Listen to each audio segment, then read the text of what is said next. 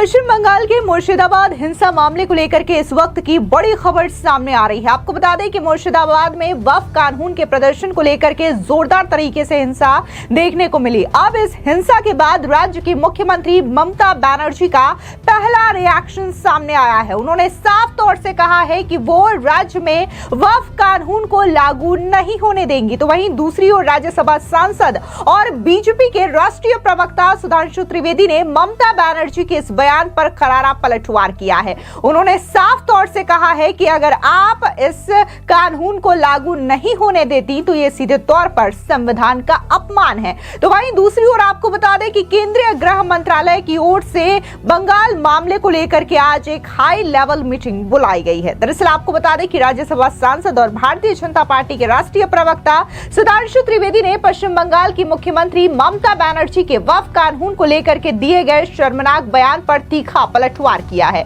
सुधांशु त्रिवेदी ने कहा कि ममता बनर्जी द्वारा ये कहना कि पश्चिम बंगाल में वक्फ कानून लागू नहीं किया जाएगा भारत के संविधान का सीधा अपमान है। आपको बता दें कि सुधांशु त्रिवेदी ने कहा कि भारत की संवैधानिक व्यवस्था में कोई भी राज्य केंद्र सरकार द्वारा पारित कानून को लागू करने से इनकार नहीं कर सकता। अगर ममता बनर्जी ऐसा कहती हैं तो यह साबित करता है कि बाबा साहेब अंबेडकर के संविधान के प्रति उनका कोई सम्मान नहीं। बीजेपी सांसद सुधांशु त्रिवेदी ने यह भी स्पष्ट किया कि वक्फ कानून पूरी कानूनी और संवैधानिक प्रक्रियाओं के तहत बनाया गया है और इस पर सवाल उठाना संविधान की भावना को चुनौती देने जैसा है। सुनिए क्या कुछ बीजेपी के राष्ट्रीय प्रवक्ता सुधांशु त्रिवेदी ने कहा।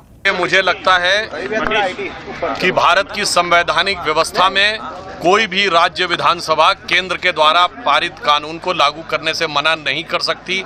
जिस प्रकार कोई नगर पालिका या जिला परिषद राज्य विधानसभा से पारित कानून को लागू करने से मना नहीं कर सकती।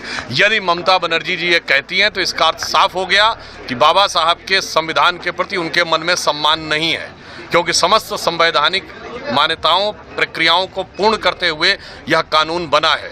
और इसे मैं एक तरफ ये भी मानूंगा कि इंडी गठबंधन के दलों के हाथ में संविधान खतरे में है, मगर दूसरी दृष्टि से मैं ममता जी की विवशता भी समझ सकता हूं कि उन्होंने जिस प्रकार के उग्र तत्वों को साथ में लेकर, जिस प्रकार के आपराधिक तत्वों को साथ में लेके सत्ता संचालन किया है, संभवतः उनकी सरकार अब इसकी बंधक हो गई है और वो इस विवशता ये उनकी है, वो चाह कर भी इसके अलावा और कुछ नहीं कर सकती। दरअसल आपको बता दें कि वक्फ कानून के खिलाफ पश्चिम बंगाल के कई शहरों में हिंसक प्रदर्शन देखने को मिले हैं। 24 परगना, मुर्शिदाबाद और मालदा जिलों में कानून का विरोध करने वाले लोगों ने पुलिस की गाड़ियों को आग के हवाले कर दिया। वहीं कल मुर्शिदाबाद में ट्रेनों को भी रोका गया। बंगाल के विभिन्न हिस्सों में हुई हिंसक घटनाओं के बीच पहली बार मुख्यमंत्री ममता बनर्जी की प्रतिक्रिया सामने आई है। दरअसल मुख्यमंत्री ममता बनर्जी ने सोशल मीडिया प्लेटफॉर्म एक्स पर एक पोस्ट किया। मुख्यमंत्री ममता ने लोगों से अपील करते हुए कहा कि हम इस कानून के पक्ष में नहीं हैं। पश्चिम बंगाल में वक्फ कानून लागू नहीं होना, फिर दंगा किस बात का। मुख्यमंत्री ममता का यह बयान ऐसे समय पर आया जब राज्य के कई हिस्सों में हिंसा भड़क उठी है। बता दें कि पश्चिम बंगाल के मुख्यमंत्री ममता बनर्जी ने लोगों से अपील करते हुए कहा कि सभी धर्मों के लोगों से मेरी विनम्र अपील है कि कृपया शांत रहे, संयमित रहे, धर्म के नाम पर कोई भी गलत हरकत ना करे। हर इंसान की जान कीमती है। राजनीति करने के लिए दंगे ना भड़काएं। जो लोग दंगे भड़का रहे हैं वे समाज को नुकसान पहुंचा रहे हैं। मुख्यमंत्री ममता बनर्जी ने अपनी पोस्ट में आगे ये भी कहा कि याद रखें, जिस कानून के खिलाफ लोग भड़के हुए हैं वो हमने नहीं बनाया, ये कानून केंद्र सरकार ने बनाया है। इसलिए जो जवाब आप चाहते हैं वो केंद्र सरकार से मांगा जाना चाहिए। अब ऐसे में आपको बता दें कि बीजेपी के बंगाल प्रदेश अध्यक्ष सुकांता मजूमदार ने भी ममता बनर्जी पर जोरदार तरीके से हमला बोला है और उन्होंने कहा कि कैसे इस हिंसा के लिए ममता बनर्जी जिम्मेदार है, क्योंकि उन्होंने एक खास वर्ग को छूट दे रखी है। सुनिए सुकांता मजूमदार का ये बयान। सिचुएशन ममता बनर्जी के नालायकता के कारण, उनके इनएबिलिटी के कारण सिचुएशन इस तरीके की हो गया है। और एक मुझे लगता है आज हाईकोर्ट का जो वर्डिक्ट आया है, ये ममता बनर्जी की गाल पे एक बहुत बड़ा थप्पड़ है कि you are not ready to rule the state, you are not eligible to rule the state. Police minister आप है, पुलिस आपके अंडर आती है और जिस तरीके से आपकी पुलिस की भूमिका देखी गई है और मैं इस पॉइंट में एक विशेष विषय में आपका ध्यान आकर्षित करना चाहूंगा। इसके पहले नुपुर शर्मा के केस में हुआ, हर जगह पे ऐसा चीज हो रहा है। ममता बनर्जी के पुलिस अलाउ कर रही है मुसलमानों को कि 5-6 घंटा, 8 घंटा, 10 घंटा आपके लिए फ्री पीरियड है, आप उसमें लूट करो, महिलाओं के साथ बदसलूकी करो, हिंदुओं के घर तोड़ो, जो मर्जी करो, हम कुछ नहीं करेंगे। इसके अलावा बीजेपी की प्रवक्ता शाज़िया इल्मी का भी बयान सामने आया। बंगाल हिंसा को लेकर के उन्होंने सीधे तौर पर ममता बनर्जी पर जोरदार तरीके से हमला बोला। उन्होंने कहा कि अगर ममता बनर्जी वक्फ कानून को संवैधानिक नहीं मानती तो वो ये चीज कैसे भूल जाती हैं कि इसी संविधान के तहत वो आज बंगाल की मुख्यमंत्री बन करके बैठी हैं। सुनिए शाज़िया इल्मी का ये बयान। देश के संविधान और देश के कानून के तहत ही ममता बनर्जी पश्चिम बंगाल की सीएम है और देश के कानून की उनको जरा सी भी परवाह नहीं, फिक्र नहीं और जरा सी भी उनके मन में संविधान की कोई मर्यादा नहीं। और इसी के चलते वो कह रही है कि देश में संसद द्वारा जो पारित हुआ कानून है वो उसे लागू नहीं करेंगी, उसको इन्फोर्स नहीं करेंगी।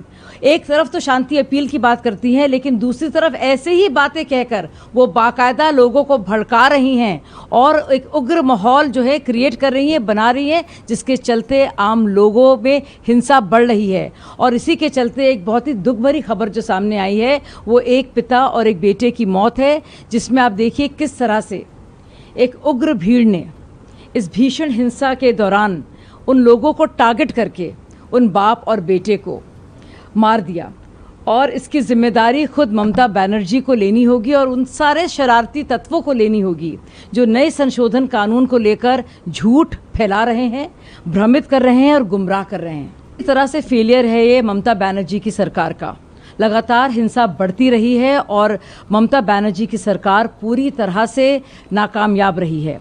आप देखिए किस तरह से लगातार बढ़ती हुई हिंसा को, आगजनी को और जो उग्र तेवर देखने को मिल रहे हैं उस पर कोई रोकथाम नहीं कर पाई है वहाँ की सरकार। इतना कि कलकत्ता हाईकोर्ट ने इस बात का संज्ञान लिया है कि सीएपीएफ यानी कि सेंट्रल आर्म्ड पुलिस फोर्सेस की वहाँ मौजूदगी अब ज़रूरी है ताकि किसी तरह से वहाँ पे बढ़ती हुई हिंसा को लगाम दी जाए। दरअसल आपको बता दें कि मुर्शिदाबाद में भड़की हिंसा के बीच पश्चिम बंगाल विधानसभा में नेता विपक्ष शुभेंदु अधिकारी ने रेल मंत्री अश्विनी वैष्णव को खत लिख करके जिले में रेलवे संपत्ति की तोड़फोड़ की राष्ट्रीय जांच एजेंसी से जांच कराने की मांग की है। बीजेपी नेता ने सोशल मीडिया प्लेटफॉर्म एक्स पर लिखा है कि ये ज्ञात हो कि ये विरोध का कार्य नहीं था बल्कि हिंसा का एक पूर्व नियोजित कार्य था। जिहादी ताकतों द्वारा लोकतंत्र और शासन पर हमला था जो अपने प्रभुत्व का दावा करने और हमारे समाज के अन्य समुदायों में भय फैलाना चाहते हैं।